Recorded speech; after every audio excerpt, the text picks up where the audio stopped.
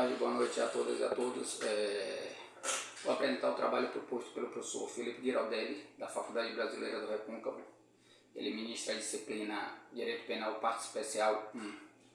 A nossa equipe é formada por André, que sou eu, Daiane, Elane, Fred, Janaína, Josevaldo e Rosângela.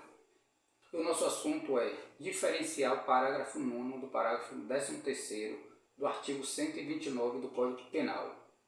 Do que é que trata o artigo 129? Qual é o crime? É crime de lesão corporal. E o seu caput diz: ofender a integridade corporal ou saúde de outrem, detenção de 3 meses a 1 ano. O caput é o que podemos afirmar que seria a lesão corporal leve. Apesar de não estar expresso na lei, a doutrina divide a lesão corporal entre leve, grave, gravíssima e lesão corporal seguida de morte. No nosso caso, vamos ser específicos, tanto no parágrafo 9º como no parágrafo 13º, são lesões corporais leves qualificadas. E o que é que diz o parágrafo 9º? O parágrafo 9º diz: se a lesão for praticada contra ascendente, descendente, irmão, cônjuge, companheiro, ou com quem convive ou tenha convivido, ou ainda prevalecendo o seu agente das relações domésticas de coabitação ou hospitalidade, a pena é detenção de 3 meses a 3 anos. Quem é um sujeito passivo no parágrafo 9º? É o homem ou a mulher. E como a gente falou anteriormente, o caput do artigo 129, ele é lesão corporal leve e diz que a pena é detenção de 3 meses a 1 ano. A gente verifica já aqui no parágrafo 9º que mesmo sendo leve, ela é qualificada. A pena é de 3 meses a 3 anos. Para ficar melhor a absorção desse assunto, a gente vai trazer um exemplo como se fosse uma prova da OAB, uma prova de concurso público ou do próprio professor, para ver se é verdadeiro ou falso o exemplo que será dado. Então vamos lá. Joana tem o costume de agredir seu único filho, Zeca, que já tem 18 anos, porque o mesmo não faz corretamente as tarefas escolares e porque não coloca o lixo na rua. Essas agressões normalmente são tapas e beliscões, que deixam marcas no corpo do filho. Então, se a gente retornar aqui no parágrafo 9º, a gente vai verificar que é verdade esse exemplo é o parágrafo 9º. Se a lesão for praticada contra ascendente ou descendente, no caso aqui Zeca é o filho de Joana, então caberia a imputação do parágrafo 9º aí nessa tipificação. Quanto à ação penal, aqui eu vou mostrar um exemplo. Essa ação penal seria o quê? Condicionada ou incondicionada. Nesse caso aqui do parágrafo 9º, seria condicionada à representação da vítima.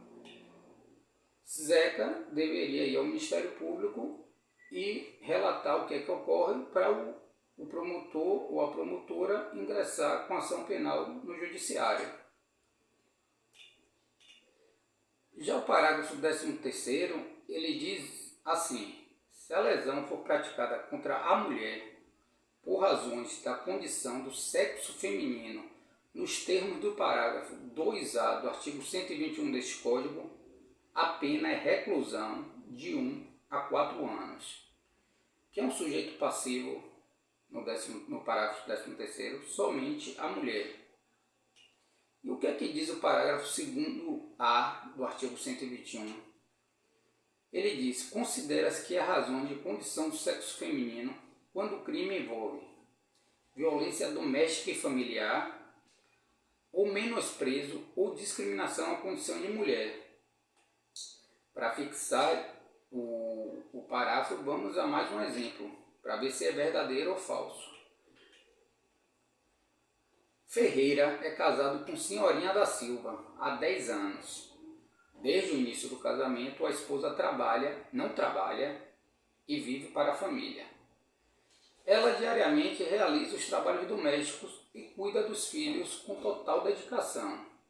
Contudo, sempre que Ferreira chega em casa e não verifica o jantar na mesa ou no horário convencionado, ele agride senhorinha com tapas e empurrões, causando marcas roxas e arranhões pelo corpo. Então vamos voltar ao parágrafo 13º.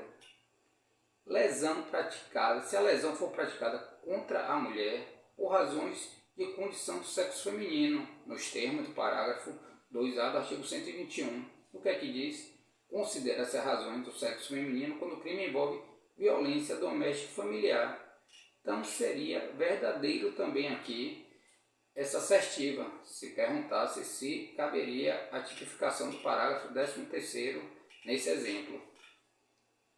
Já quanto à ação penal, existe uma súmula 542 do STJ que diz: a ação penal relativa ao crime de lesão corporal de violência doméstica contra a mulher, ela é pública incondicionada. Então, nesse exemplo, não precisa, senhorinha, a esposa, ir ao Ministério Público para denunciar. O Ministério Público, ao ter conhecimento dessas agressões, ele mesmo vai ingressar com ação penal no Poder Judiciário. E para finalizar, vamos falar sobre as diferenças entre os dois parágrafos. Ambos, relembrando, são lesões corporais leves qualificadas. Quanto às penas, o parágrafo 9 é detenção de 3 meses a 3 anos. Já no parágrafo 13º é reclusão de 1 a 4 anos. Quanto à ação penal, no parágrafo 9 é ação penal pública condicionada e no parágrafo 13º é ação penal pública incondicionada. O sujeito passivo, como já falado anteriormente, no parágrafo 9 pode ser gênero masculino ou gênero feminino e no parágrafo 13º somente o gênero feminino. Transação penal.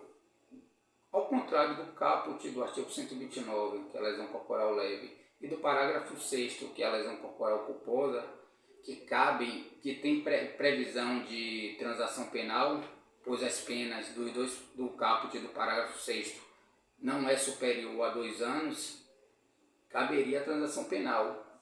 Mas nos casos do parágrafo 9 e 13º, não caberia a transação penal. Então é isso. O trabalho encerra aqui e até mais.